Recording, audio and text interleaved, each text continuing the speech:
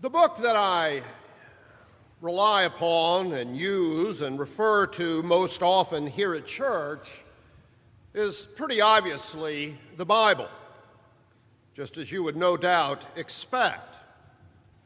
But there is another book that runs a surprisingly close second, a book that some of you may have never even heard of, though I can assure you that most ministers and more than a few elders know this particular book quite well. It's not The Cost of Discipleship. If it were, we'd probably all be a lot better off. No, the book that I'm talking about is called the Book of Order. And it is, in effect, the rule book of the Presbyterian Church. The oldest parts of this book go back to the very beginnings of our denomination, for it's a book that was approved by the very first General Assembly of the Church in 1789, a meeting which took place, as some of you may know, at our church, though at its former location in Old City, not here where we are today. The Book of Order these days consists of 4 distinct parts.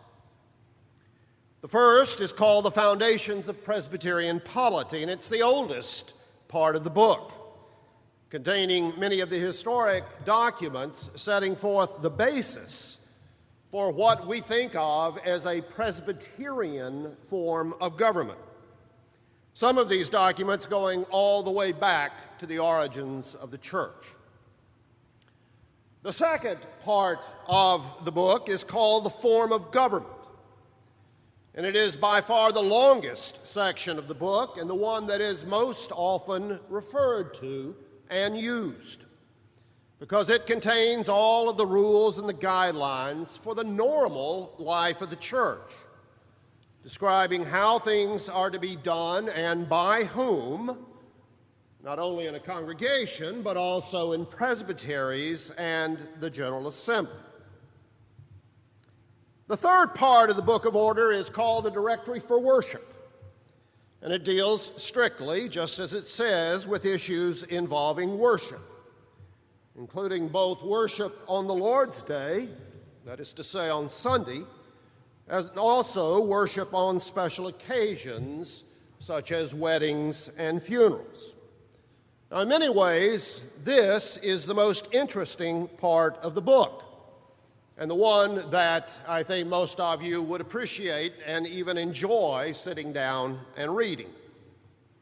What's found in this section are mostly guidelines and not hard and fast rules, a distinction that goes back all the way to the English Reformation and, shall we say, certain disagreements that we had with the Church of England and its fondness for rules. And as a result, even today, for worship, we have guidelines. We don't have rules. But the fourth and final part of the book is where all of the dust settles, because this is the part of the book that is very seldom used. In fact, in most churches, it's never been used. It's called the Rules of Discipline. And just as you might expect, it contains the rules for resolving conflicts and disputes within the church that rise to a level that threatens to disrupt the unity of the church. And while other parts of the Book of Order trace their origins back as far as colonial times in America or even farther, this part of the book looks back much farther, about as far as you can go. Because this part of the Book of Order, the rules of discipline, go back to the New Testament itself. And in particular, they look back to our gospel lesson today from the book of Matthew, a passage that really is pretty much the original version of the rules of discipline. And very much in keeping with the spirit of Jesus' words here in Matthew, the words that I've just read, when we talk about the rules of discipline, we're using that word in a different sense than what you and I are probably used to, what we normally mean when we use the word discipline. Because here, discipline doesn't mean punishment. Here, discipline means to make someone a better and more faithful disciple, which is, of course, the root of the word discipline, even though we almost never associate those two words. But the point of discipline in the church is never just to punish. Instead, it is always intended for the purpose of bringing those who have strayed back into the fold. The process of restoring wayward stragglers to the ranks of faithful disciples. Now, I said that this part of the book is not used very often. In fact, just about the only time it's ever used these days are cases where ministers are accused of serious misconduct. But theoretically, these rules apply to everyone in a church, not just to ministers.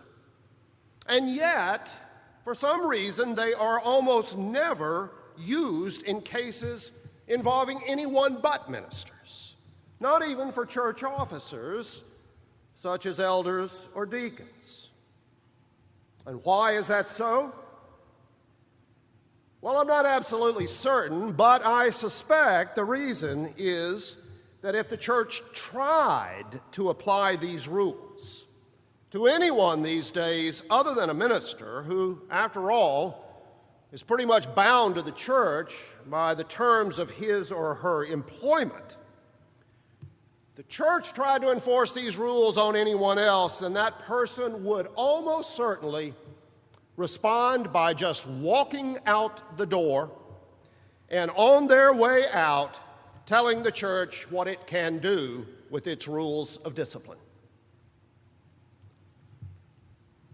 In actual practice these days, these rules don't work.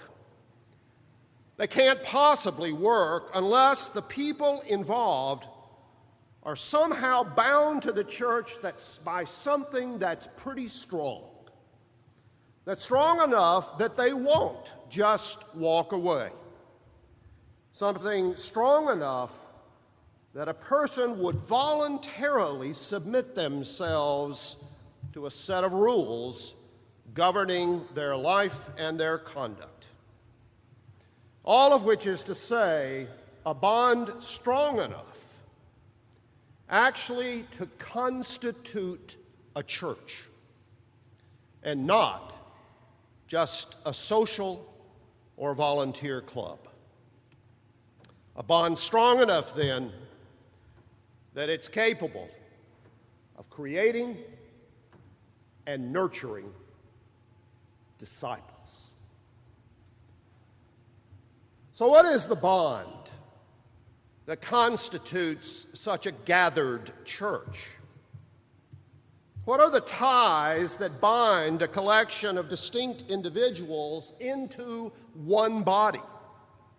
A body that's strong enough to enforce discipline among its members.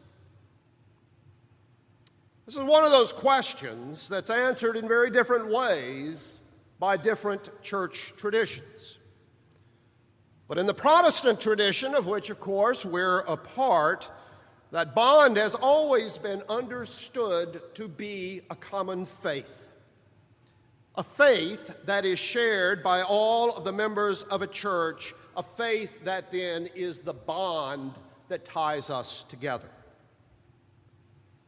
But that common confession of faith is not just a set of propositions upon which we all agree. It's something more than that. It's not just a matter of checking the right boxes on a form so that we can take a look at it and say, yep, you're one of us. No, it's something that goes deeper. Because that common faith that holds us together is a kind of common story. A story that grows out of some shared experience of life that is in some way so profound as to create community among those who have it in common. Let me give you an example of what I'm talking about, though this is in a very different context than the church. The experience of first the Great Depression and then the Second World War was something that was shared by almost all Americans. And that shared experience created in and of American society a remarkable degree of cohesion. A degree of cohesion that lasted for a very long time, what's sometimes called the post-war consensus. A consensus that only with the passing of that generation has now pretty much dissipated. And lacking any longer the glue of that shared experience, such a bonding experience, American society today is rapidly becoming more and more polarized and less cohesive. And sadly, that includes the church. But that doesn't have to happen. It's possible for a bonding experience to be passed on to later generations, and a cohesive community maintained even among those who did not actually share the original experience themselves. Classic example of this is what we heard this morning in our Old Testament lesson, the Passover. Within a generation or two of the Exodus from Egypt, there were no longer any Israelites alive who had actually been there that night. But the memory of that experience and the community that was built around and sustained by that memory has been maintained ever since by the observance of the Passover among subsequent generations, even to this very day. A common experience that creates a common memory, that creates a community, a tie that really and truly binds. So what is that common story, that common experience, that common memory that binds us together as a community? A community that's strong enough to discipline, that is to say, to make disciples. It's the sacrament of the Lord's Supper. Now, of course, you and I weren't there in the upper room that night with Jesus and his disciples any more than any Jews you know were slaves ever in Egypt. But by recalling that night over and over again when gathered together in this community, that story slowly but surely becomes our story. That experience becomes, slowly but surely, our experience. And that memory becomes our memory. And although sitting in the comfort of our pews here in America, those words of the sacrament may not mean all that much to us, when you hear those words in just a few minutes this morning, when you see the bread broken and the wine poured, I want you to imagine what that moment means for Christians today in northern Iraq, for Christians today in Syria or in Nigeria, or in Gaza, or dozens of other places in the world where Christians are undergoing the same time of testing that was experienced by Jesus and his disciples that night, now so long ago. Because I guarantee you, those words mean something to them. But it's not just the words, as powerful and profound as they are, that make this meal a sacrament. Nor is it the elements of bread and wine being broken and poured as much a part of the sacrament as that is.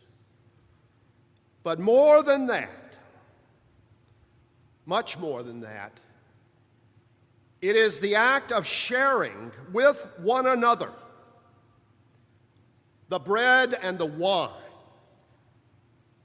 the act of sharing that makes this a sacrament. And it is that act of sharing that makes us a community. Not overnight, but slowly, surely, and certainly.